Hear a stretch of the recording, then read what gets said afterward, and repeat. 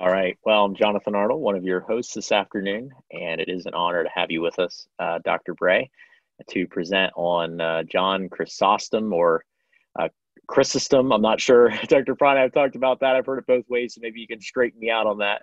But he will introduce Dr. Bray here in a moment.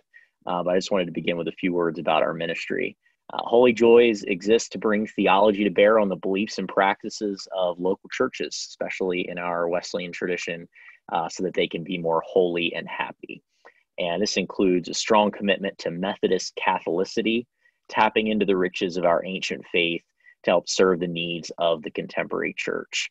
And our Ad Fontes reading group has been one effort in this direction. So far, we've read selections from Irenaeus, Tertullian, Origen, Hilary, Cappadocians, Jerome, and just a few of our pastors, students, educators are here this afternoon, but we will be recording this and sharing this with them and then publishing it online for a wider audience.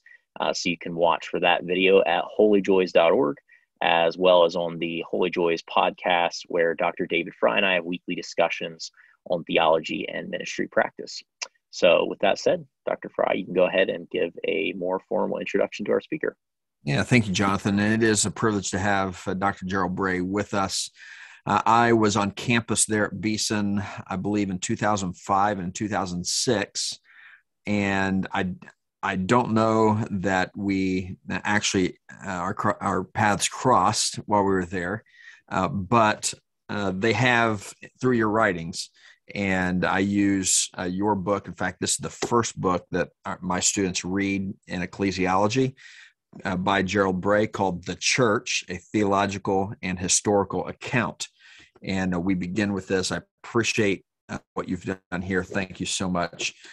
We do not have time to go through all of the writings of Dr. Bray, both what he has authored and edited, but it's very easy to find many of his works, and we appreciate his work in church history and historical theology. He is the research professor at Beeson Divinity School, which is in the Birmingham, Alabama area. You've been there for quite a while. I don't even know how many years you've been there, but it's been a while. And I think I saw that in 2006 or 7. So right about the time I was there, near the time I was there, you actually became research professor around that time. That's right. I came to Beeson in 1993. In 93. So, okay. Yes. So in February, it will be 29 years. Wonderful. And then I became research professor, yes, in 2006. Good.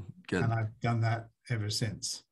Wonderful. Well, thank you for joining us today. We're just going to turn it over to you, and he's going to introduce us to John Chrysostom. And let's begin with the proper pronunciation. Is there a proper pronunciation? Well, it's very hard to say. I mean, most English-speaking people would say Chrysostom, because we tend to pronounce on the first syllable. But in Greek, of course, it would be Chrysostomos. So, you can say that as well.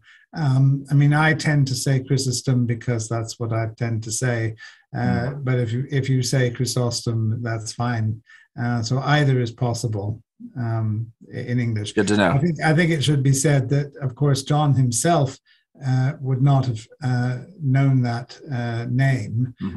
It was given to him, I think, about 100 years or so after his death, because it means golden mouth. I mean, the word stoma is mouth, and Chrysos is gold.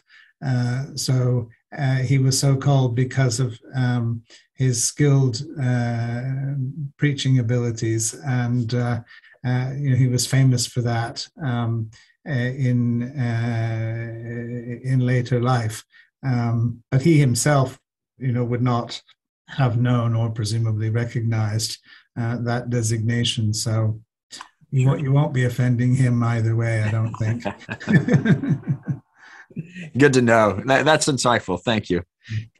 Go ahead. You have the rest of the time, and then we will have some Q&A. Again, if anyone has questions that is present, you can use the chat feature, and we'll try to go through those. Okay.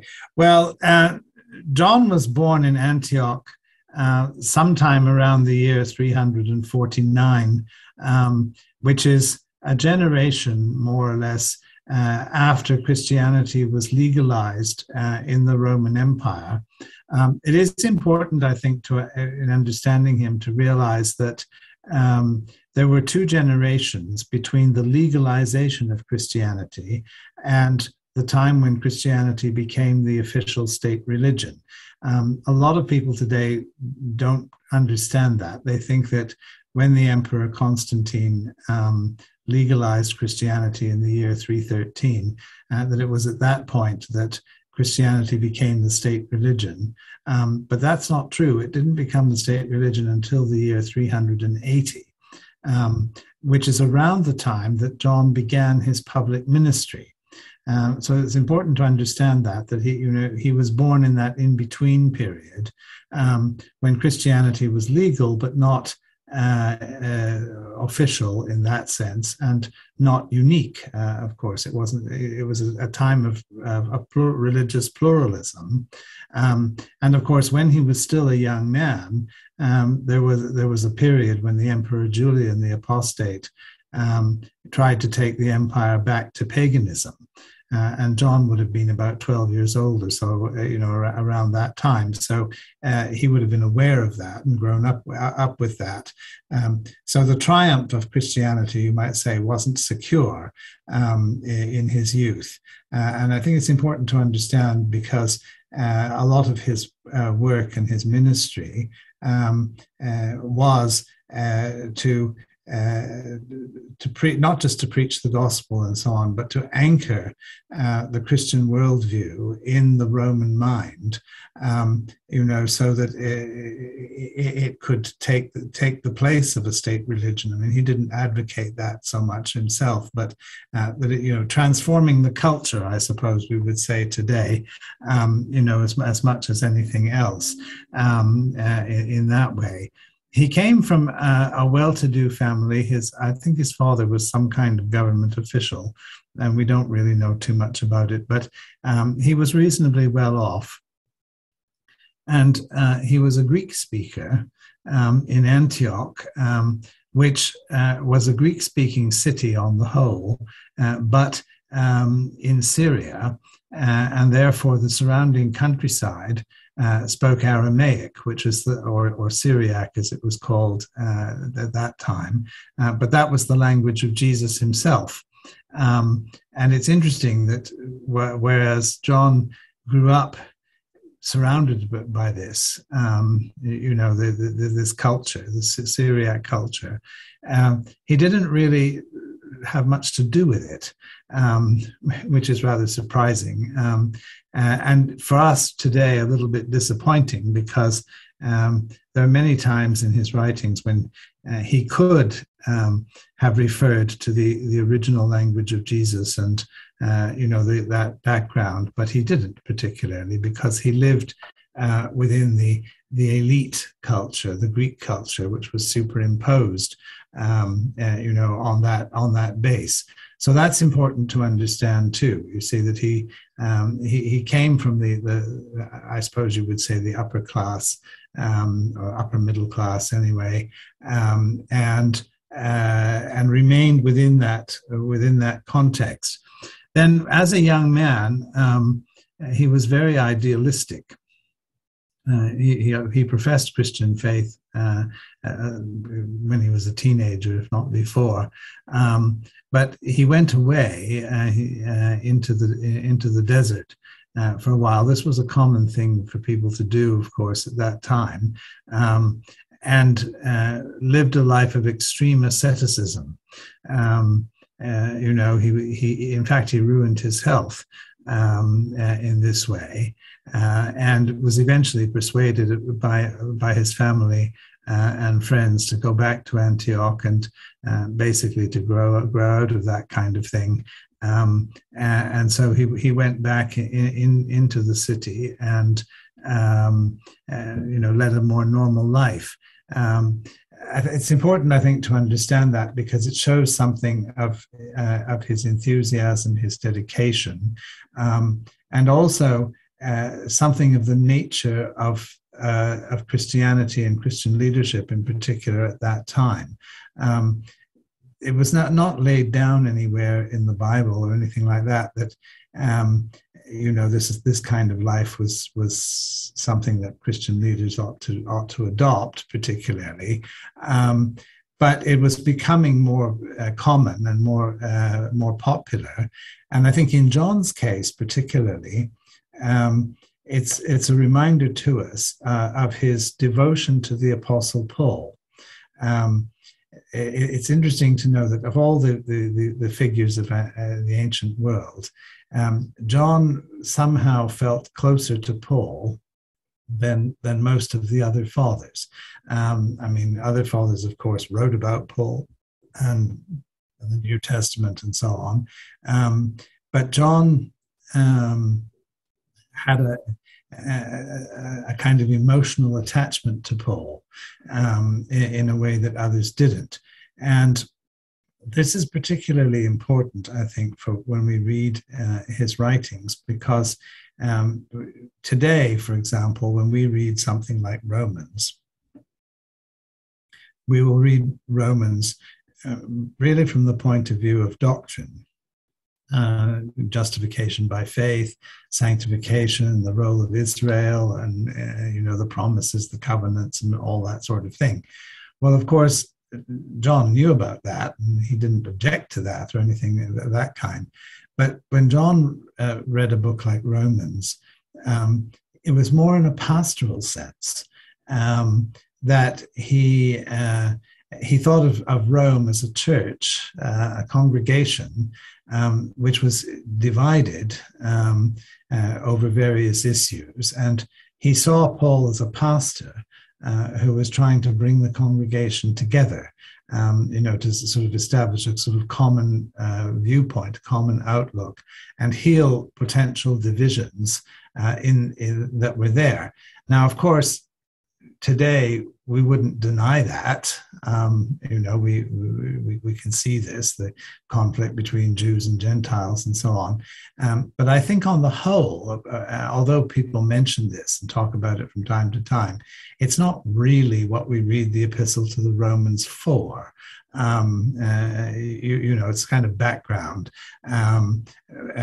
bringing Jews and Gentiles together. But you don't very often hear people, preaching sermons and taking Romans as example of, how to deal with with awkward people in your church.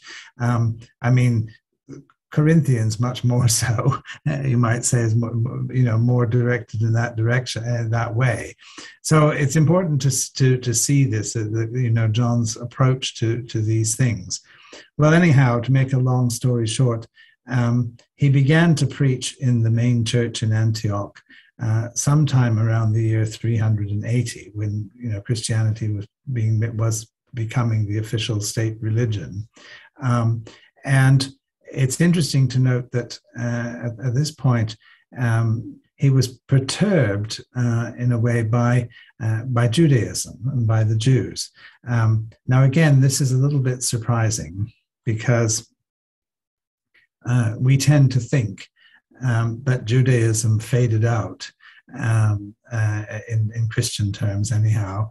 After the first generation or so, that the New Testament church was divided between Jews and Christians, but that after 50, 60 years, the Jewish element was overwhelmed by Gentile believers who sort of flooded into the church, and Judaism went its own way.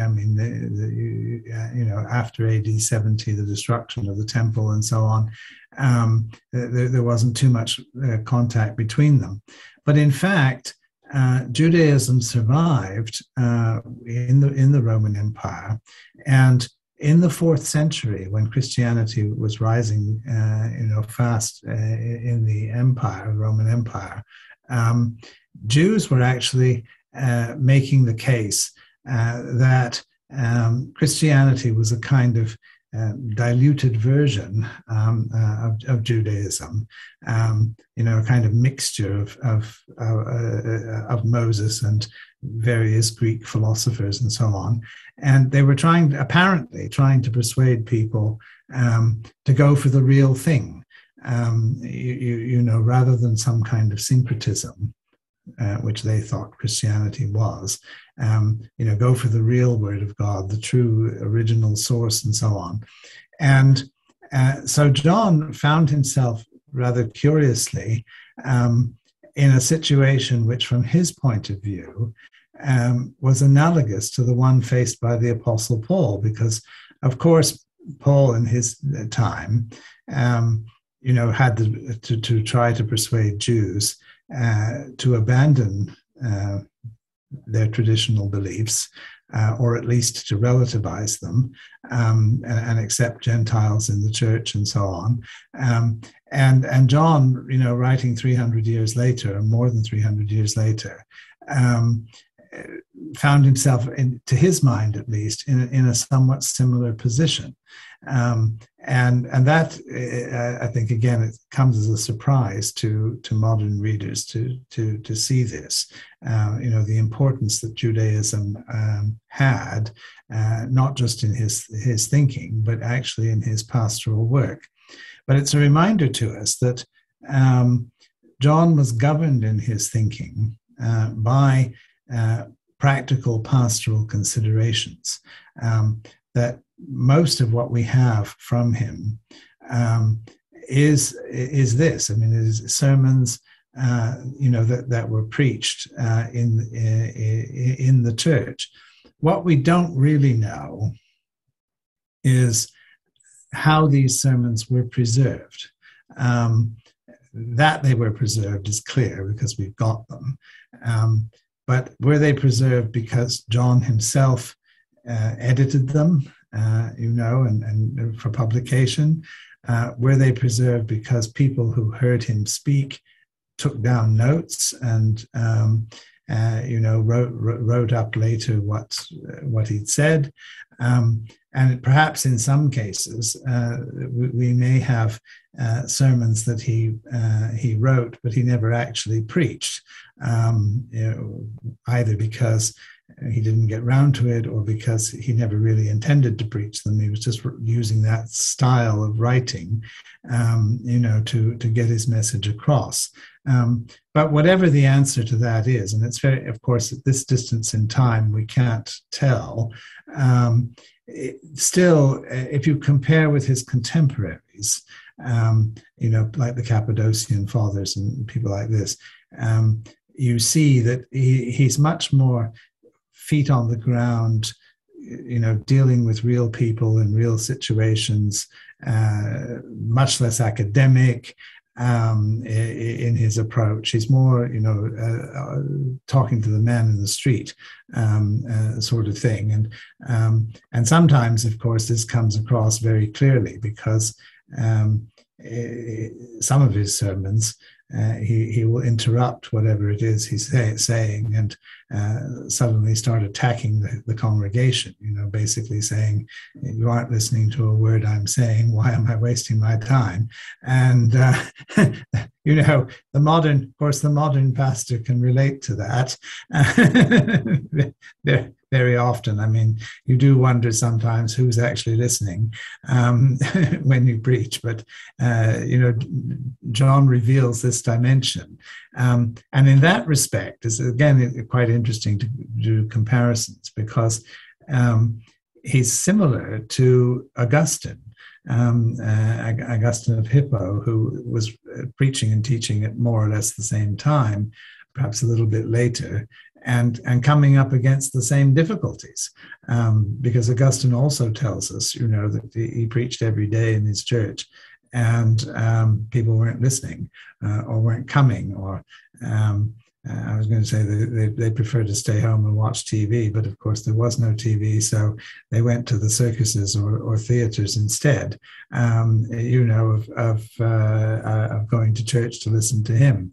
So Chrysostom lifts the veil, if you like, over this and sort of shows how difficult it was, even in a culturally favorable environment, to get the message across to ordinary people.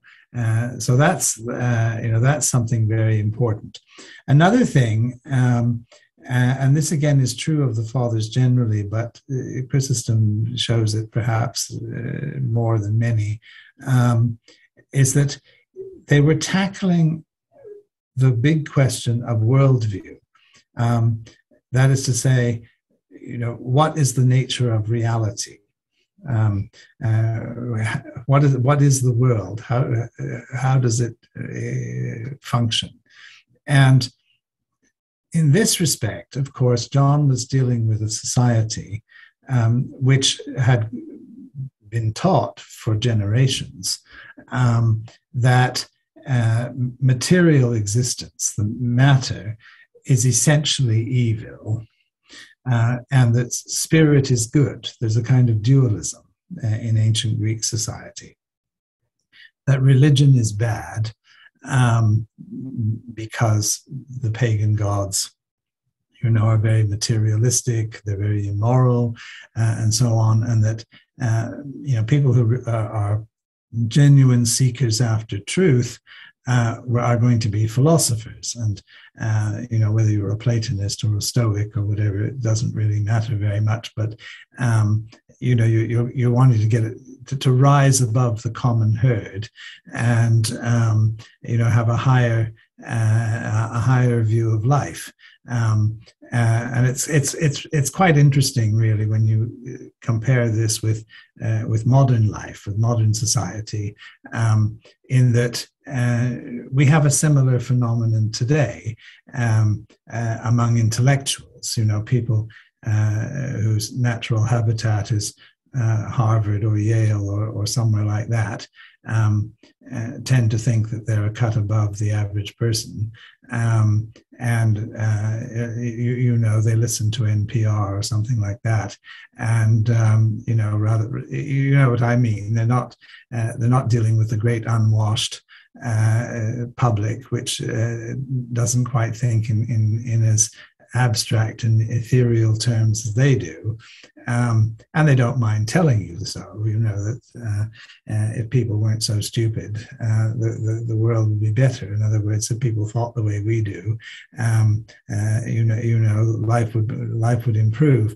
So John was having to deal with this and saying, well, actually, the Greek world and Greek culture was fundamentally mistaken because it didn't have a concept of a coherent universe. And this, the idea that the Creator, God the Creator, is not an abstract idea, but a personal being who has made the human race in his image and likeness, which of course means that the human race is special. The human race, we have reason, we have an ability to communicate with our Creator, and that the fundamental problem that we face in the world is not the existence of matter, because God created matter and matter is good, but rather rebellion, disobedience to the will of God. So, of course, once you start thinking like this, the whole notion of sin and evil changes, because sin in the pagan thinking, if you talk about things like sin and evil, you're really talking about a soul or a spirit which is trapped inside a material body or something like that. You have to get out of it in order to be free, in order to get rid of this problem. Whereas for Christians, this or for Jews, I mean, anyone who takes a biblical standpoint, biblical worldview, this is impossible. You see that because the Creator made the world the way it is, put human beings in the world in order to govern it, created, in fact, the world for us, for our benefit. And evil came into it. But evil came into it not because the first human beings decided to rebel against God, got up one morning and just said, well, what are we going to do today? And, disobey God. It wasn't that. It was that they were tempted away by a higher spiritual power, Satan. And this, of course, brings the whole question of evil and sin into an entirely new dimension, because whereas the Greeks would deny the spiritual character of evil, the Christians said, no, evil is a spiritual force. It is a spiritual power, and it is a spiritual power which has tempted and trapped the human race in its embrace. And the problem, therefore, is not with us as creatures. It's not the way we were made that's the problem, or the world in which we're made. It is the allegiance that we have to a rebellious power. And because this power is bigger than we are, just saying, well, I'm not going to do that anymore. Giving up sin is not the same thing as, say, giving up smoking or drinking or something like that, that you can just put to one side. It's something that even if you don't want to do it, you can't get away from it, because Satan is the prince of the power of this world and so on. So the more you try to get away, the more you are involved in spiritual warfare. And this is important to understand, because it explains why John, along with most of his contemporaries, spent a great deal of time interpreting the first 3 chapters of Genesis. Genesis 1 to 3 for them were key to understanding everything, not just the Bible, but the entire world, that we live in. And John realized that unless he could persuade people to accept the basic premises of Genesis, what Genesis is telling us about the nature of reality, then the rest of the gospel and so on wouldn't make any sense. They wouldn't be able to understand it, never mind accept it. And in fact, this was what they've been battling against, because the phenomenon that we think of as Gnosticism is basically an inability to absorb the teaching of Genesis, that the Creator and the Redeemer are the same God. Because you see, the Gnostic argument, which you can understand from a Greek point of view, is, well, if the Creator God is perfect and good and so on, and he made the world, then the world would be perfect and good. And if the world is perfect and good because it's the work of a perfect and good Creator, there's no room for redemption. Why would you need redemption? Nothing would be wrong. But of course they turn around and said, well, there are things that are wrong. Everybody realizes things have gone wrong somehow. And so therefore they concluded that the Creator God was not perfect. And that he might have done his best in trying to create the universe, but it wasn't good enough. So a Redeemer God, a higher deity, has to come in and correct what the Creator God had done wrong or had been inadequate in doing. And so all these things, you see, the reconciliation of creation and redemption, these things are fundamental to John's way of thinking, and to the message which he's trying to convey to people. And they explain, why he spends so much time on issues of this kind, that to try to work it out. Now, John was not a fundamentalist in the modern sense of the word. he didn't read Genesis 1 to 3 in the purely literal sense. The 6 24-hour days creation and this kind of thing. I mean, he realized that the message was symbolic. It was conveyed in symbolic terms, but he didn't want to say, well, this is a myth or this is fictitious or anything like that, but rather that it is explained, it is set out for us in a way that we can understand, and that it kind of concentrates on the essentials.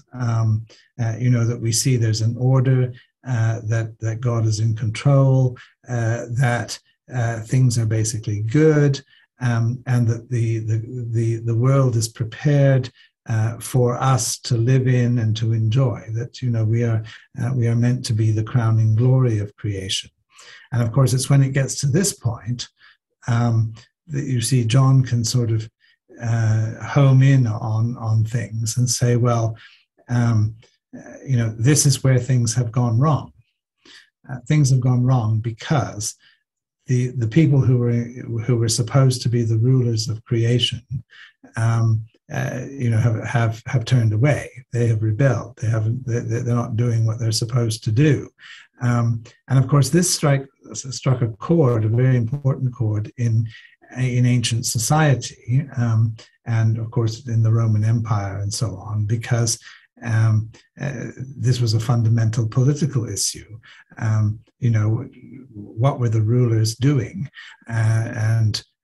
These people who were emperors and what have you,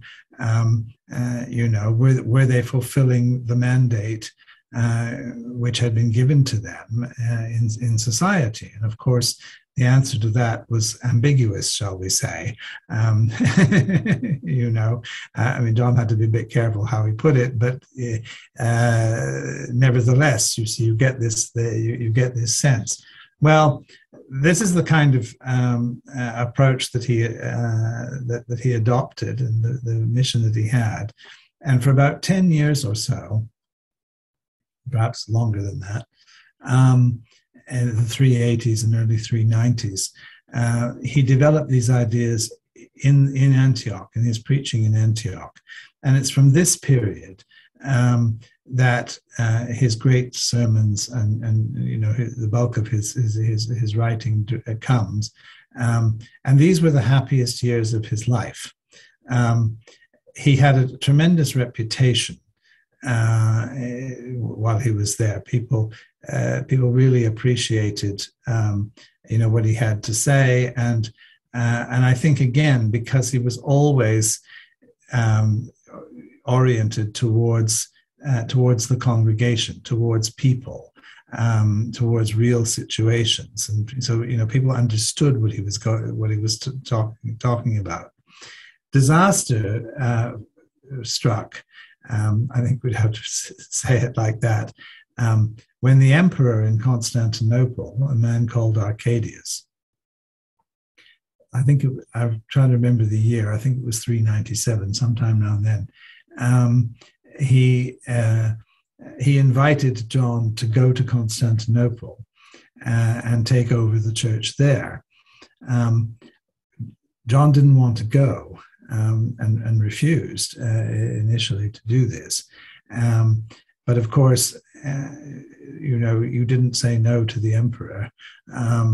And in the end, the emperor basically carted him off. Forced him to go to Constantinople. And this was a disaster from John's point of view, because Constantinople was a hotbed of corruption, political corruption and intrigue and so on. And of course, as the capital, people from all over the empire would come there, and there was a lot of infighting and one thing and another. And the fact that John had come from Antioch was regarded by people elsewhere, like Alexandria, for example, as a threat to them, because it was a rival church, it was a rival center. And so it wasn't very long before people in Constantinople were intriguing against John. And John wasn't really prepared for this, because in Antioch, he'd been quite free. He'd been able to say what he had to say. It wasn't without opposition, but the opposition tended to come from pagans or from Jews, or people generally sort of outside of the church and government and so on. He wasn't so used to rival bishops and what have you, attacking him in this way. And of course, John was very forthright. If he saw something wrong, he said it, and he didn't really care, who heard it or what they thought about it. He thought, well, this is my job. I'm here to, to preach the word, and if you don't like it, well, that's your problem. In the circumstances, of course, this caused a lot of trouble, because the Empress, Arcadius's wife, was persuaded that John was attacking her, for intrigue and spending money that she didn't really have, and this kind of thing. And so gradually opposition built up against him, and the emperor was persuaded to send him into exile. Well, he did that, but the popular reaction was so strong, because the ordinary people realized that John, was telling the truth, and they revolted against him. And so I think it was within 24 hours, it was very quick anyway, that John was brought back into Constantinople and restored. But of course, that didn't last very long. And, in a very short time afterwards, the exile took effect, and he was sent off to what is now southeastern Turkey. In fact, not all that far from Antioch, which was a bad move, because from the emperor's point of view, because people from Antioch who really liked him were able to go and visit, and he got a lot of support from them, and they made pilgrimages to go and hear him and talk to him and so on. So when the emperor realized this, he changed the place of exile from southeastern Turkey to a Black Sea resort, which is a resort it is now, but in the modern country of Georgia, on the Black Sea. And John was forced to walk there, of course. How else would he get there? And he died on the way, because it was winter, and he wasn't particularly old. He was maybe 57, 58, something like that, but still not particularly young either. And the rigors of the journey were too much, and he died before he reached his destination. But it was a generation later, after the emperor and his wife had passed away, that their son, Theodosius II, was, I don't know what the word to use is, persuaded or convicted or whatever, realized one way or another that John had been treated very badly. And so his bones were brought back to Constantinople and reinterred, and he was given a state funeral about 30 years after his actual death. So from then on, of course, his fame was assured. But by this point, his sermons in particular were being circulated, and they're very interesting in a number of ways. For instance, I mentioned already his series on Romans. There are 32 sermons, I think it is, on the book of Romans.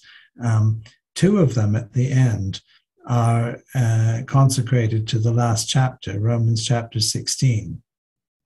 And if you're familiar with Romans, you know that the last chapter is basically a catalogue of people in the church, and nobody really knows who they are.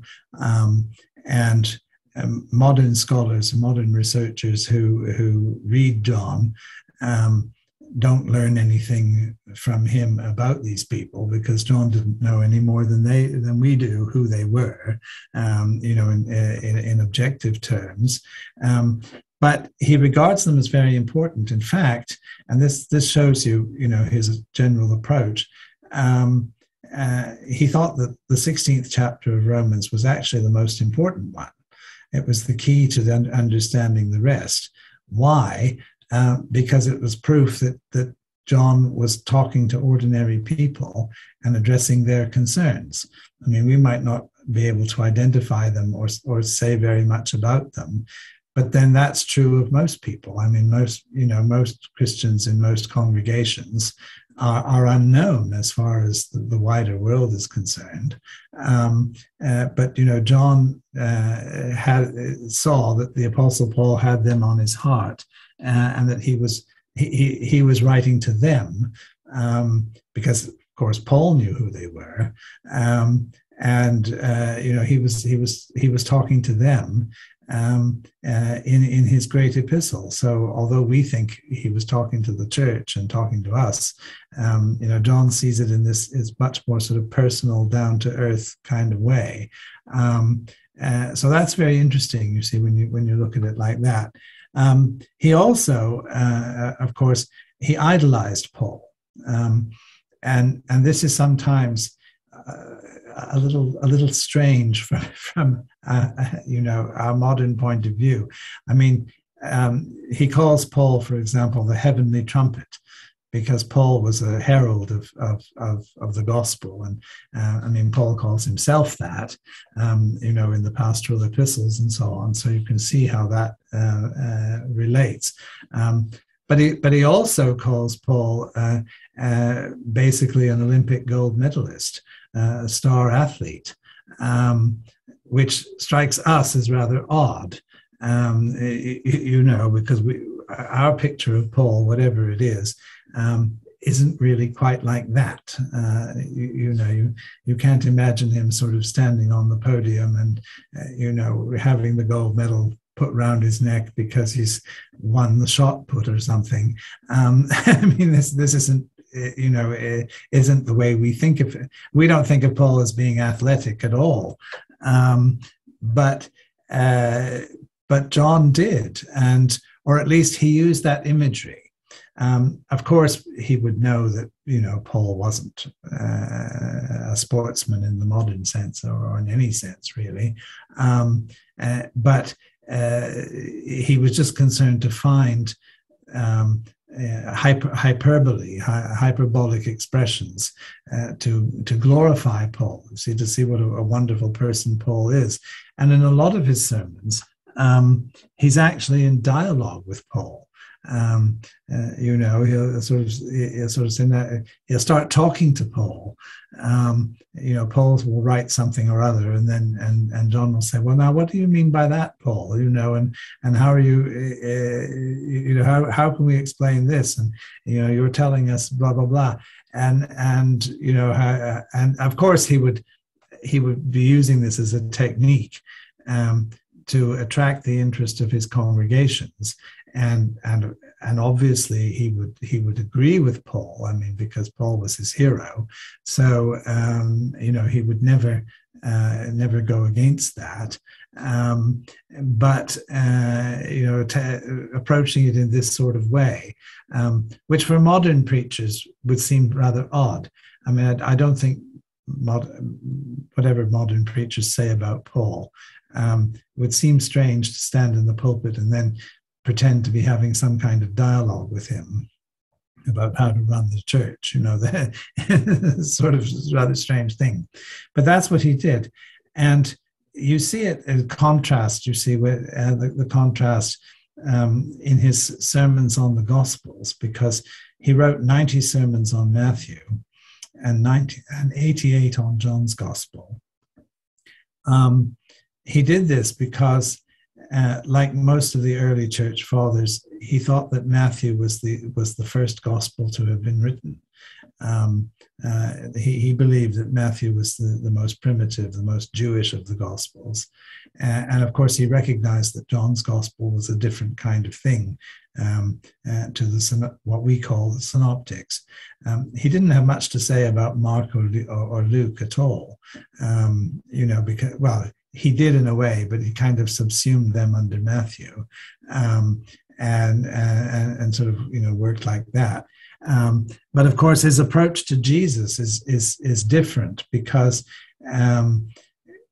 Jesus is obviously God in human flesh, and you can imitate Jesus in a way, but he takes what Paul says, be imitators of me as I am of Christ. So John would see Paul as the mediator between the believer and Jesus. If you want to get close to Jesus, want to imitate Jesus, be like Jesus. Don't aim to be like Jesus, because Jesus is God in human flesh. Aim to be like Paul, because Paul aimed to be like Jesus. And, to imitate Jesus is actually to imitate Paul. Because that's about as close to Jesus as you can get. So it's interesting to see how he, how he develops his themes in that way. And it's very interesting for us today, because although in terms of doctrine, John was perfectly orthodox. He was living at a time, of course, when great controversy over Christology and so on. But insofar as you can work out what his Christology was, it's orthodox. He wasn't an Arian or anything like that. He didn't believe in, that the Son was inferior to the Father and so on.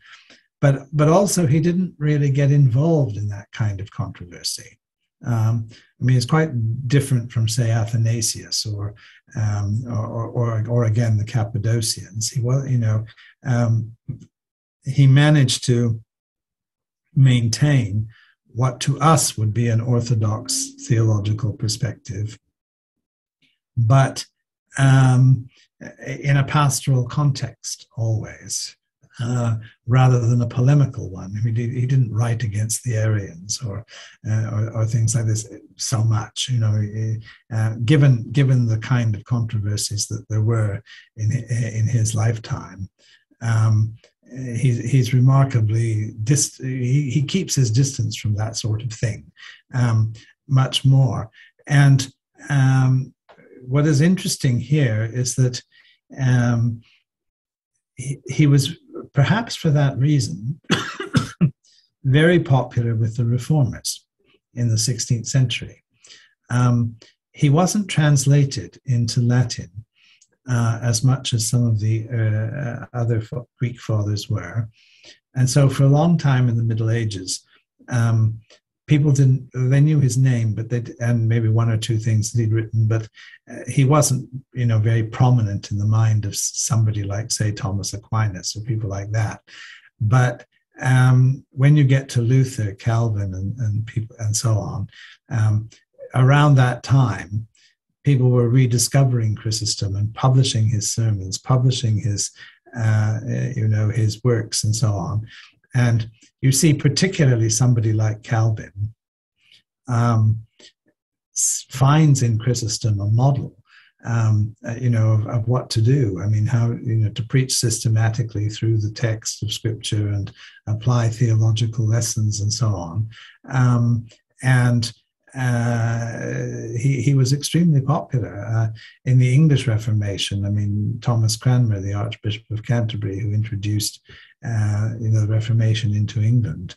Chrysostom was one of his favorite authors, and in his own homily on Scripture and how to read the Bible, Chrysostom is the person he goes to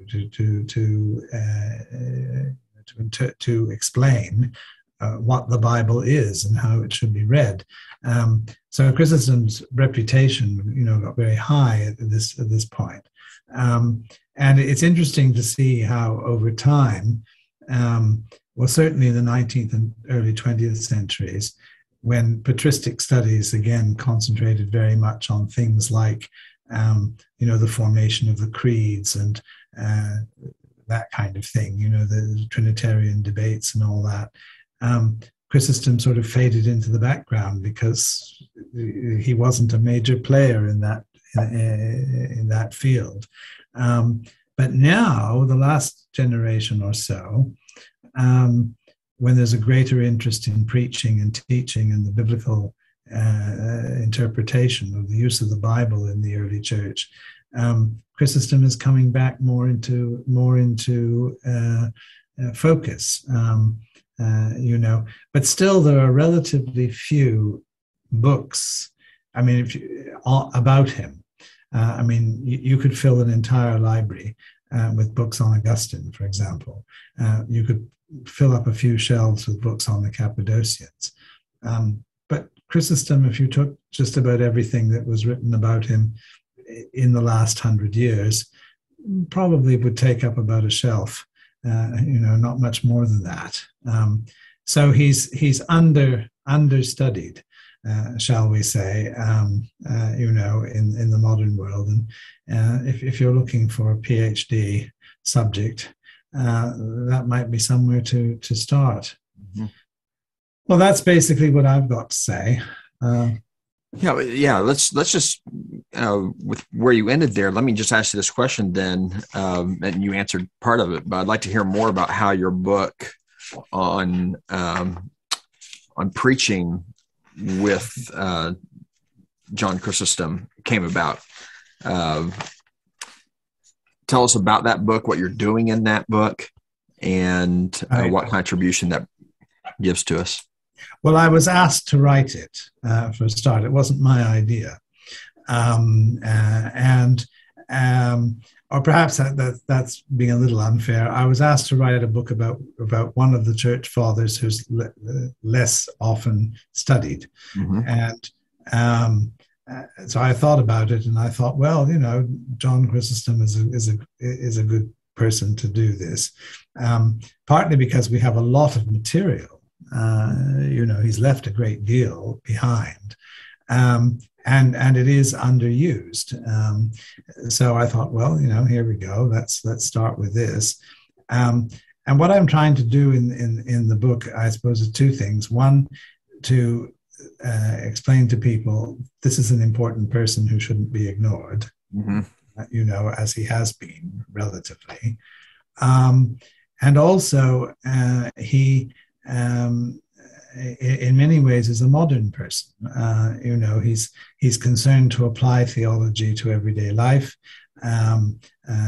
He's got pastoral concerns. He's preaching to a pagan world which needs to be converted, and so therefore, in some ways, is more like a modern person than you might think. I don't want to say he's the Tim Keller of ancient Antioch, but that sort of thing. Sure. And to bring this out, and really to write a book that it's not meant to be an end in itself. I don't want people to read my little book on Chrysostom, put it on the shelf, and say, "Oh, now I know everything about John," but rather to say, "Well, I need to read more. This is important. This is exciting. Gerald Bray hasn't said all there is to say. Where can I go?" And then, of course, they'll go looking and find that there isn't that much out there.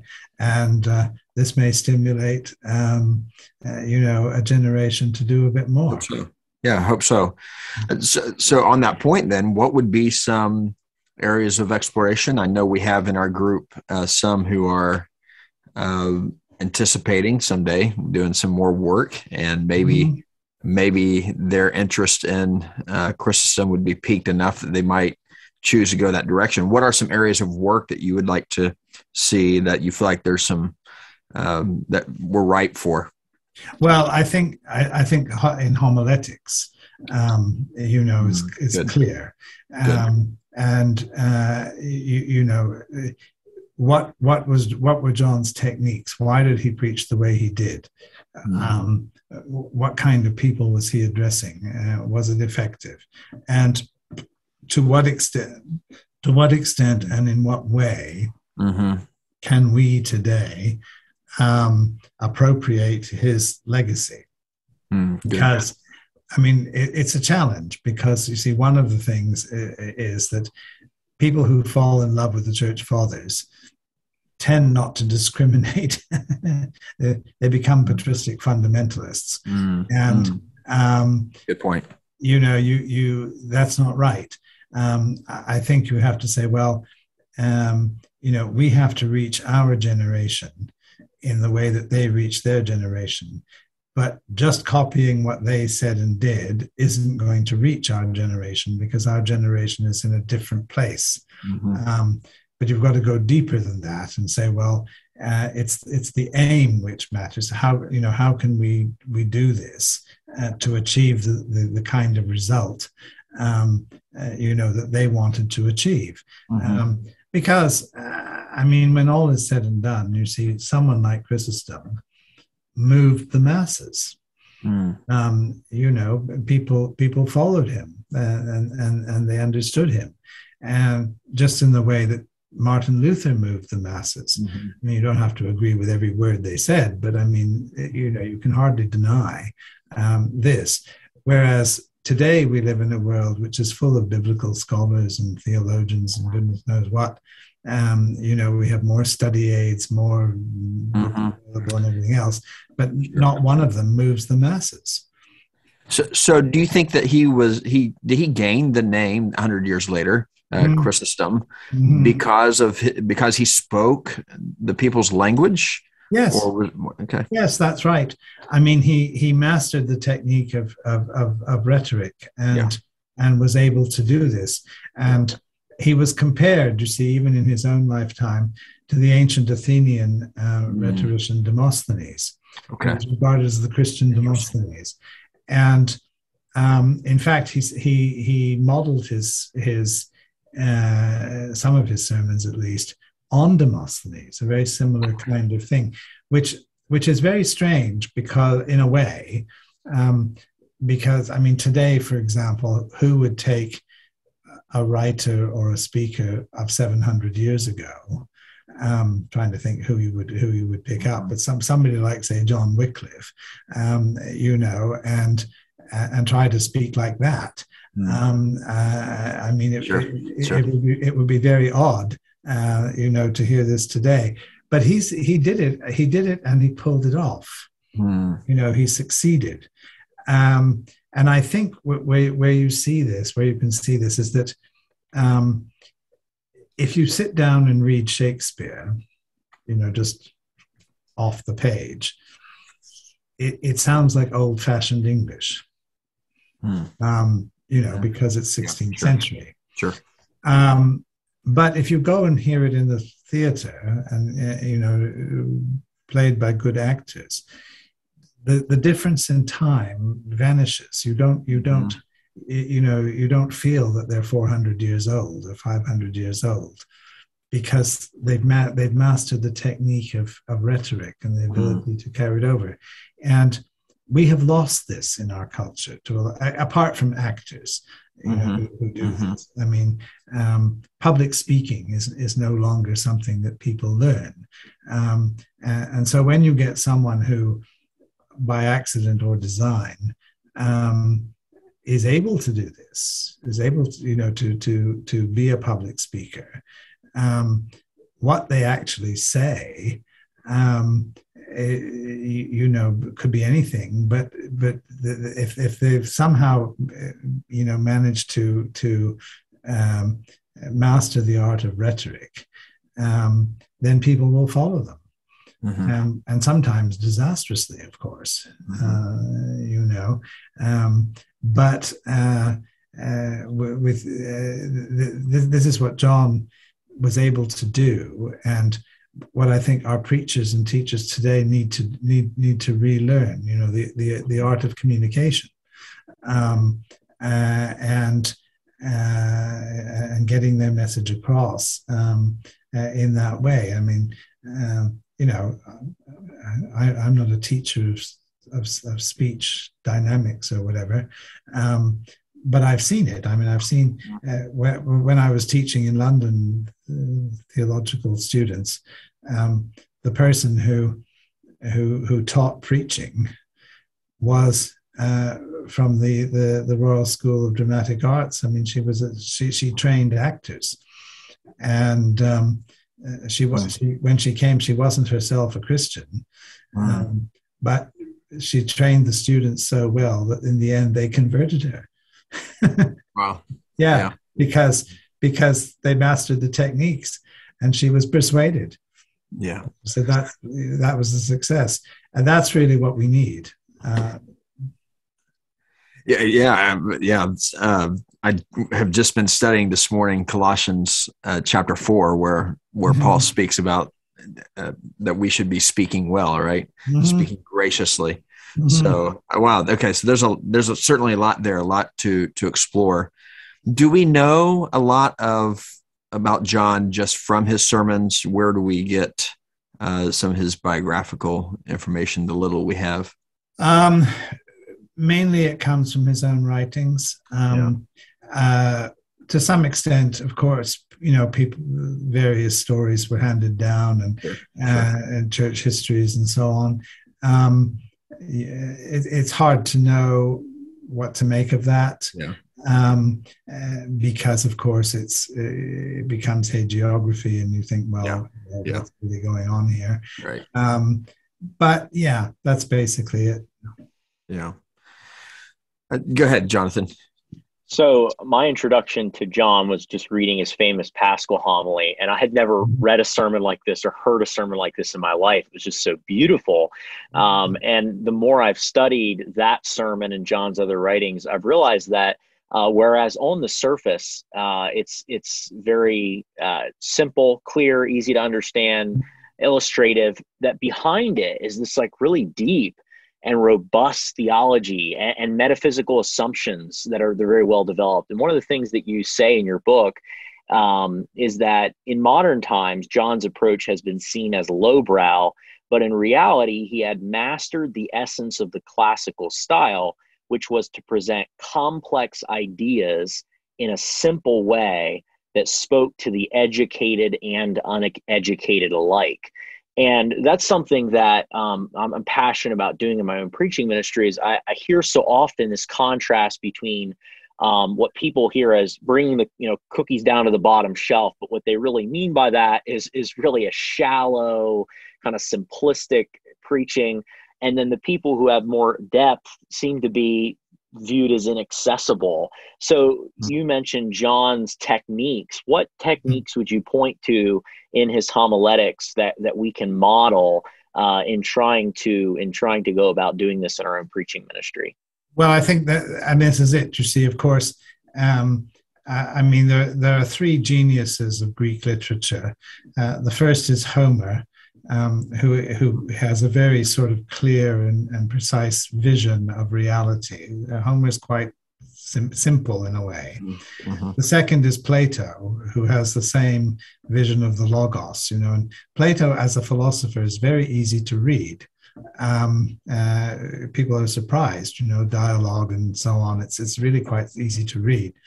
But John, in the New Testament, is the greatest of all, because John is the one who has a vision of the Word, a vision of the Logos.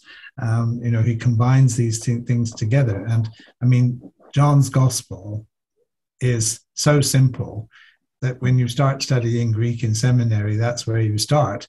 In the beginning was the Word, and the Word was with God, and the Word was God. I mean, you only need about 5 words, and you can read the prologue to John's Gospel.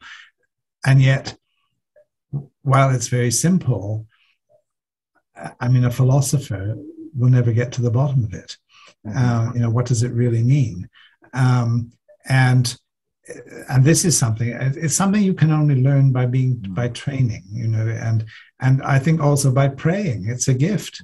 And certainly not by carting your seminary notes into the pulpit. That's a disaster. And I hear a lot of that, and you hate to tell people that all this highfalutin expressions and language and so on that they're used to using isn't actually communicating, but it isn't.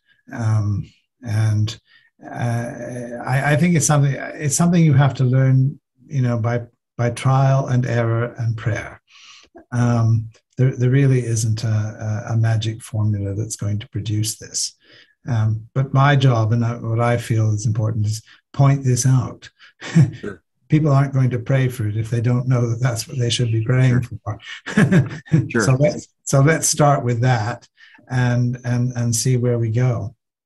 You mentioned earlier that he had his feet on the ground. Yeah. He understood what the people understood and probably what they didn't understand, and He was able to bridge that. That's something that's a big challenge for us today as pastors, and many of us are pastors, in part because the world is so connected, and we go to the pulpit or we go to our study, maybe with our feet not quite on our ground here, and instead with kind of the vision of all of the people out there who may be tuning in online, or maybe we have other voices, other faces that kind of draw us away from the locality of our sermon. Yeah. Right. Yeah. So what can we take here from John that's going to kind of bring us back to how he understood his ministry of preaching, to feet on the ground? Yeah, I think you just have to say, well, it's people talking to people, one beggar telling another beggar where to find bread, people like this. And I mean, you don't have to be a peasant in order to speak to peasants. I mean, John Wesley's the classic example of that. I mean, somebody who was, well, not exactly an aristocrat, but he was a gentleman, an educated person, who nevertheless could talk to miners and farmers and so on. And I mean, how did he do it? Well, he was just filled with the Holy Spirit. And I think it was only when he realized this. I mean, when the world is my parish, when he got out of the box and started, just saying what was on his heart, that the transformation was there. And as I say, it's not something that you can program or predict or learn from a book. It's something that has to come by a movement of the Spirit in the life of us all. So we just need to reorient our whole way of thinking to that. Yeah, good. So for those of us who will continue to do some reading, especially of Chrysostom's sermons, I think that's really helpful for us to remember to understand him as through this image of feet on the ground. Yeah. He's presenting this with his feet on the ground. I think that's really, really helpful. Well, we have about a couple of minutes left here. There's one question I want to that was asked here in the chat that I want to couple with a question that I have as well. You talked a little bit about Gnosticism, the kind of the dualism in which he set himself against, which was common, of course, in this era. We have, I feel like that even in the church world today, there's a sort of what would I call it? A kind of escapist spirituality that somehow we've just got to, someday we'll get out of all of this and kind of leave this material world behind. I don't know if you come across this much, but it's seems to be fairly rampant. At least there's a strong movement of that, of sort of almost a dualism. I don't know if I'd call it Gnosticism or not, but certainly this has to do with people's kind of view of eschatology, heaven, even what it means to be a Christian, that it's kind of a compartmentalized, that's our spiritual life, but then we have the rest of our life. So it can take on a lot of different ways of manifesting itself. Mm-hmm. How can Chrysostom help us as ministers ministering in that sort of similar world? How can we minister? Well, I think again, you know, we have a temptation either to live in the past, you know, and go back to the glory days of the 18th century or something, or to live in the future, you know, to imagine the coming of Christ, the return of Christ. Whereas what God wants us to do is live in the present. You know, Psalm 95, today, if you will hear his voice, harden not your hearts, as in the provocation, as in the day of temptation in the wilderness. And that's what we have to do. And that's what John did. I mean, he spoke to the situation that he was facing, and not, you know, not sort of falling into the past or the future, but staying in the present. And the present, of course, is the sign of eternity, because God says, I am. Not I was, not I was, not I will be, but I am. Yes. Yeah, good.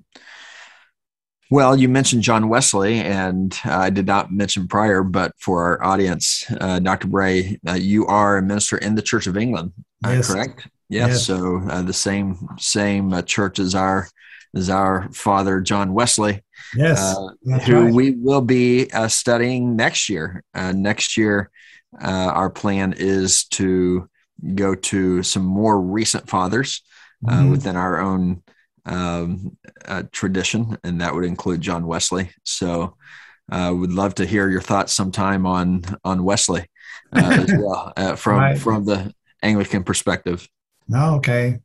Well, he was an Anglican till the day he died. He was. And you know, he moved. It's interesting about Wesley that his followers sort of moved out from under him, really, in a lot of ways, which I suppose is a good thing, because it preserved Methodism from becoming a Wesley Memorial Society, you know, which is good, and I think Wesley, towards the end of his life, was realizing that. You know, I mean, when he agreed to set up a church in America after the Revolution, I don't know, but I would think for him that would have been psychologically a very difficult thing to do, because he didn't want the revolution. You know, this wasn't the way he wanted to go at all, but he accepted it in the end, and I think realized, well, you know, things are moving on. And you know, that's a sign of greatness, really. You know, the ability to realize that your followers are taking the next step. Sure. Yes. Yeah. Well, we could continue that conversation, and I hope to someday. We'd love to have you back. So, but thank you so much for coming. We welcome. We're so glad that you were accept our invitation, and looking forward to further work by Dr. Bray. We'll certainly keep our eye out on that. But for anyone out there who has not read or is not familiar with Dr. Bray's work, again, there's just volumes and volumes of work out there. It's so good, and it will be insightful for you. And again, I certainly my interest is ecclesiology, so I certainly recommend this book here. Jonathan. When we publish this on our website, we will have a list of your works, hyperlinked, encouraging people to buy those, as well as I know you have audio lectures on church history, I think, through your book. I've listened to those, found them very helpful, got me through some long trips, and appreciate your work so much. And it was an honor to meet you today. Well, thank you so much. Wonderful. Thank you very much. You have a good weekend. All right. God bless you. Thank you all for joining us. Thank you so much. Okay. Bye-bye. Bye-bye.